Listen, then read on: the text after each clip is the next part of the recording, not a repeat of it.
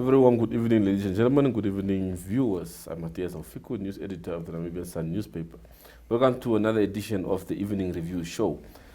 Well, tonight we speak city matters. Of course, the city of Windhoek has been making headlines in the past few weeks.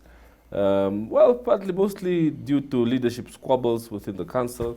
Last week, council failed also to have a quorum where they were supposed to elect new leadership for the city for the next year. And for that, we have in studio Mr. Fritz Kaufmann. He's the Khomas regional chairperson for the Independent Patriots of Change.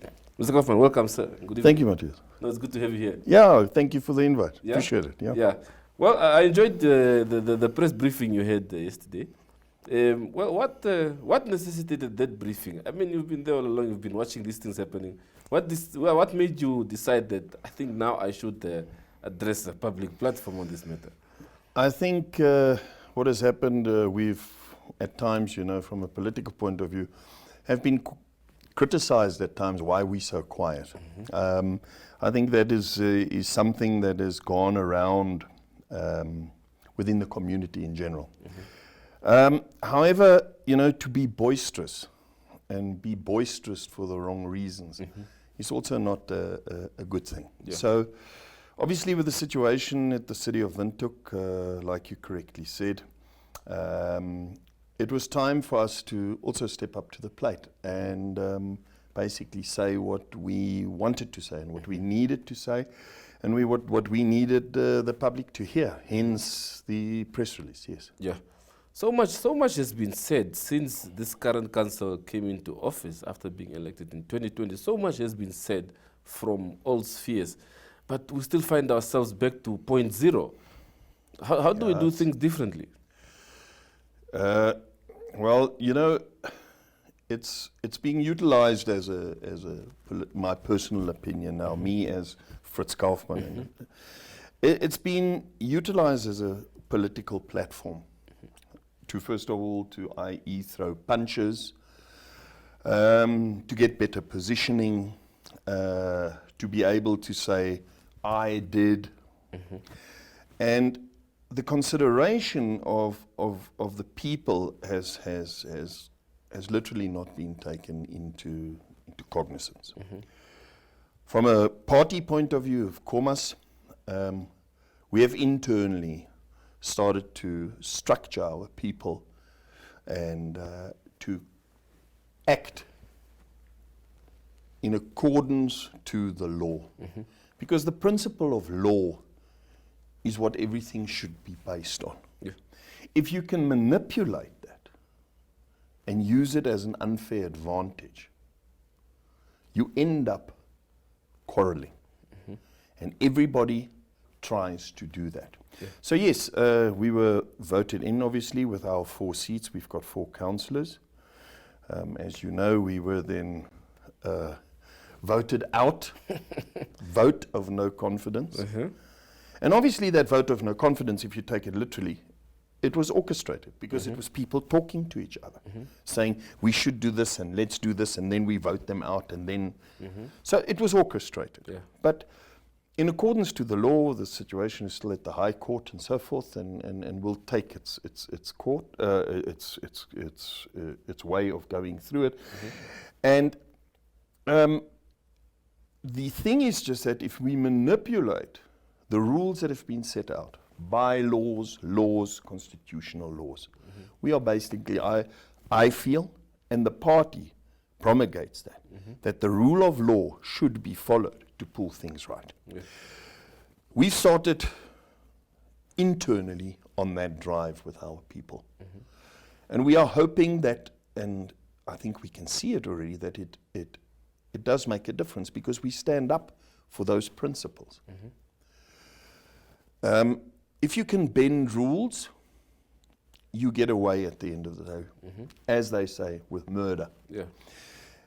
And it has one catastrophic effect, not on me and you, mm-hmm.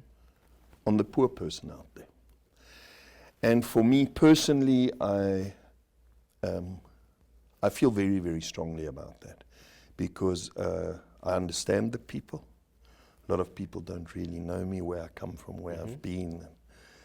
And I understand where the people come from. I actually grew up with some of them. So I've got passion for that. That passion I'm trying to, me personally, trying to bring it to our party and bring it to our people, that there's discipline. Discipline within our ranks on how we do things. We have been criticized for not being in Chinatown when that incident happened. Yeah. It has got to do with the principles of law. And that is what we try and follow. And hopefully, everybody, like I said at the press conference, will realize it's about the people, and we need to start pulling on one end of the rope, because the city of Windhoek is no play park for politics. It is there to help our people. Yeah. And that is basically what I stand for, what I promulgate, and what I lead with within my party's ranks. Yeah. Words such as principles, service delivery, people-centered, all those words have been buzzwords over the years in the political space. Yes. And all politicians say we do this for our people, we have to do this for our people. So why do you think it's so difficult then for the council to sit around the table if their so-called objective is the same, which is to serve the people? I think over the years, we have become what we are now. You know, when they talk about the evolution of man, I ask myself, for me as an elder, where has the respect gone? Where has the good morning? Where is the good morning? Where is the goodbye? Where is the thank you? Where is the please? Where is the I'm sorry, I made a mistake? It has been taken basically out of our vocabulary, in my eyes. Hence, we cannot sit around the fire purely because we are drawing a line in the ground or on the ground. And as soon as lines are drawn, it's the old saying, we go to war when we draw a line. However, being such a small population in Namibia, we need to basically stand above that. We can have our differences, and we can respect each other's differences, and we can argue about those differences. We can challenge each other to become better people, but that is what we must do, to become better people and help our people. Because if I call checkmate, it's checkmate in the city of Windhoek. It's checkmate. We now have to wait and call another meeting, and then another vote will come. I really hope that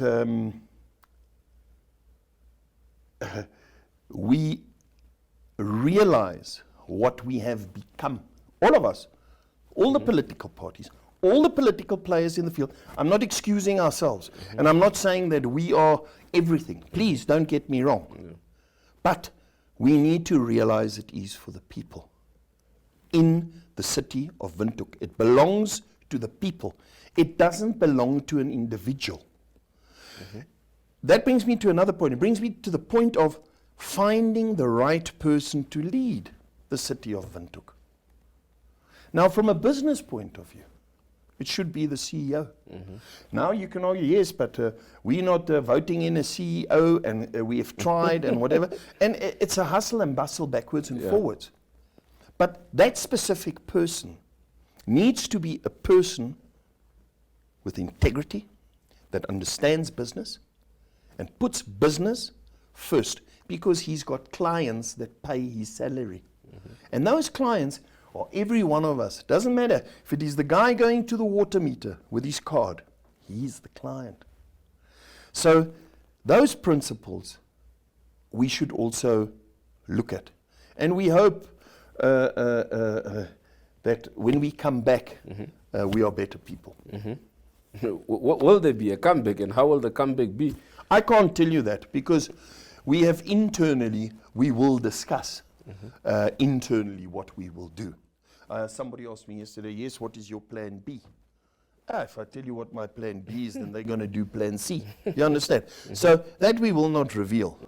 But our decision will be one based on that it'll be for the better of our people. And when I say our people, I include everybody. Yeah. You know, I include everybody. Yeah.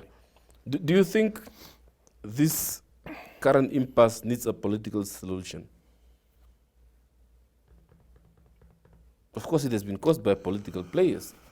Yeah, it has, but can I be quite frank and honest? Where's our minister? You must remember, the city of Windhoek is an arm of the current government. Letters are written that aren't respected in any way. Yeah. Where are those, let's call them strong men as ministers, who come and put their foot down like our elders did in those days, and say, you don't sit on a table, you sit on a chair. You understand? Yeah. That is my take on it. And we need guidance on that. And I'm hoping that through this quarrel that exists in this feud, that we will find a solution, and that the solution is copied and pasted around other areas that are sitting in the same boat. Yeah. Because we have to do that. We have to do that. Yeah. Mr. Kaufmann, we'll head for a short break and we'll continue this conversation Good. after that. Well, to our viewers, we go for a short break and we'll be back.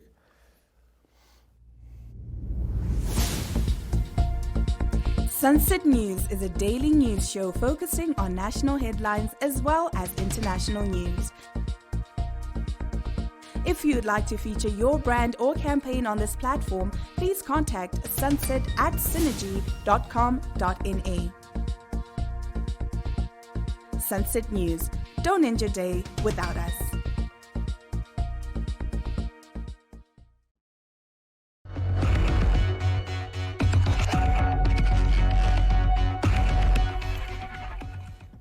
Well, welcome back from the short break. Mr. Kaufmann, we spoke earlier on about the impasse that's currently at the city and how everyone is seemingly pulling in their own direction. Do you think this situation is too far gone to be remedied, or is there still hope for all the parties to come around the table? Is your party willing to come around the table? I can't speak for my party. I can only speak for my constituency and my region. And the question that you've just asked, from a personal point of view, we need to find a solution. We need to find a solution. Whatever that solution is, we need to find it. But everybody needs to find it. You can't have one player find it. You asked me a question just now, do I possibly think that there are too many different political parties in the city of Windhoek? No, I don't. Because they've all got a right to be there, because they were voted by their people. They've all got the right.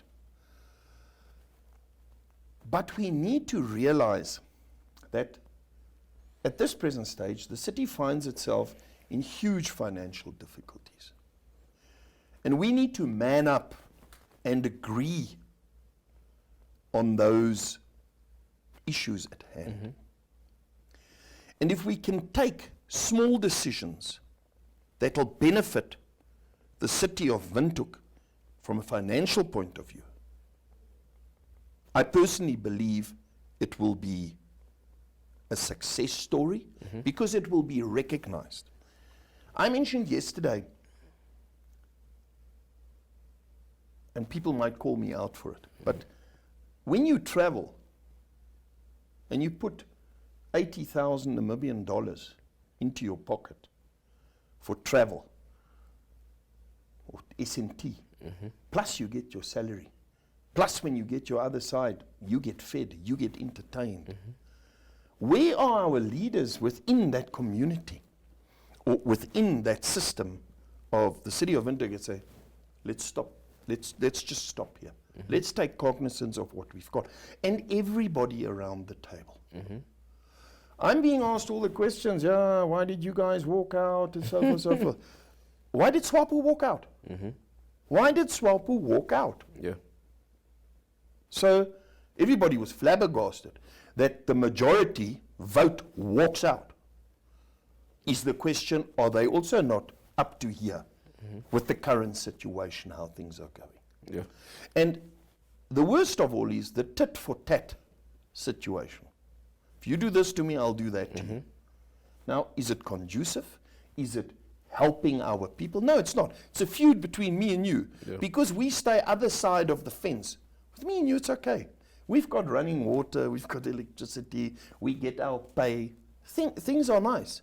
But on that other side, there's a deep, deep heartache in there. And don't underestimate our people's capability and their understanding of what is going on. Mm-hmm. So, in terms of the political parties that are there, they are there for a reason. Yeah. They've been voted for a reason. Mm-hmm. Yeah. Most of the parties and most players on the council, especially those who've sent them their members there, continue to decry the level of allowances that these councillors are receiving. But no one is tabling a motion to say, let's review these allowances. It seems we're just speaking. Have you instructed perhaps one of your councillors to table that? I know LPM not so long ago also expressed concern about the huge allowances, but no one is saying, as councillors, we sent you there, go and review those allowances. Yeah. You know, if you look at the municipal laws and the processes at hand, over the years, we've put so much red tape around decision taking because of democracy and because of the rule of law. And that has to be followed. Those processes, to table, to put through, whatever, they take time. But I'm absolutely in agreement with you. Where do we start? But it is a joint thing. It's not, can you imagine, we walk in there tomorrow and we say, this is it, everybody on half pay, we keen. You will say, oh, you keen, but I'm not keen, I'm not going to vote. So that open and frank discussion needs to be had, needs to be discussed, because some of the people have been put into those positions, i.e. that is the only job that they have. You understand what I'm saying? So where do you start with the cutbacks? You start off with the SNTs, with certain things, but everybody must be on the same page. You know, what's good for the goose is good for the gander. You can't even start with cutbacks with the staff because you're not doing it at the top. I always say, let's do it at the top and let it cascade down. Yeah. But, yeah. But then, of course, you mentioned the issue of the principles of laws earlier on. And if I'm a mayor and the city's policy says if I'm going to Jamaica, I need to get 90,000, is that blame on me?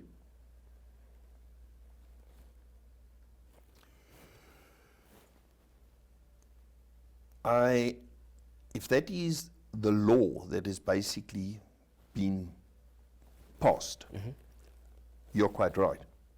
However, what does your conscience say? What does you, as the leading figure of this city, either the mother or the father of this city, what do you have to portray? What do you have to put forward? When you know there are people there that can't even put enough money together to buy a loaf of bread, should you not take the lead and say, be the first one to put your hand up and say, guys, this cannot work like this? Should you not come forward yourself? That is everybody there. That is everyone. It's not just the other parties, it's us as well. Yeah. Should we not jointly come together and say, this is it? One of my councillors in waiting for Moses Garuab, a young man, has stepped forward to the plate and said if he is voted, he would forfeit half of his salary for his community on a monthly basis in projects. And I'm going to hold him accountable to that. Now, that to me is absolute leadership, because you've had nothing, you're going to something. You understand what I'm saying? You could have something in between and give the other half off. Yeah. The problem has become the squandering of funds. And I don't think it's only a city problem. It's everywhere. It is for me, it's become a sickness. It's a thing that's in us, that we all do it. We all hustle, and we move, and we get here, and we get there, and so forth. And it's become a issue. I'm not saying, don't understand me wrong, that in Namibia is the only place where they squander money. They squander money everywhere. Everywhere, it is the same thing. But I think us as a people, 2.5 million people, we can get it right. Yeah. We can get it right. But it also starts from at home. You know that story when you drive with your family to Swakopmund and you're doing 160 where you should be doing 120 and you get pulled over? You understand? Our kids are with us in the car. Ah, lekker. No, I'm all right. We talked out of the wallet. It's fine. This is embedded in our nation. This is embedded in our inside here. This is how we operate. So we need to step one back and apply the rule of law and have zero tolerance in regards to that sort of thing. The only way we will save our city, we were the ones who came forward with what's going on financially in the city. We were criticized for it. We were taken on in that regard. But it is the mere fact of the matter. Yeah. We are rolling money continuously. We're lending more money that we can pay ourselves just to stay alive. We're paying three things: water, electricity, and salaries. And then have a look, what is left? What is left then? I have people saying to me, I wish I could have had a job. Should have gone to the municipality a long time ago. No, that's what it's become. Yeah. That's what it's become. Yeah. Just lastly, as we wrap up, you mentioned earlier on the issue of the minister being absent in this whole saga. Yeah. Do you perhaps think the minister is afraid that if he steps in, he'll be accused of playing political games, perhaps? Do you think that's one of his fears, why he's so far If from it needs to be called out, it needs to be called out, but the leadership needs to be there. You understand what I'm saying? Yeah. It is a minister. It is a person of authority. It is somebody that we have elected into cabinet, who's got a position or has been elected into that position as a custodian of all that work. If he's prepared to be the custodian and take the pay for it, he needs to do the job. Yeah. And he needs to step in. And he did. He wrote a letter stating point number 6, which I mentioned in regards to cutting back on all these things. So why is it that we're calling it out? Why does nobody? And we have vindictively, sorry for the word, vindictively told our councillors, if you're out of line, you're going to go. It's as easy as that. Yeah. Purely because of that. And we respect what the minister has basically said, but we all need to play the game. Yeah. We all need to play the game. 2024 is coming. And there might be a different game to play then. But for now, we need to stay within the framework of the law. Yeah. Mr. Kaufmann, thank you very much for your time this evening. Thank you. It was a pleasure having you here. Great. Well, to our viewers, that's it from the Evening Review team this evening. Have a pleasant night. See you again tomorrow, same time, same place.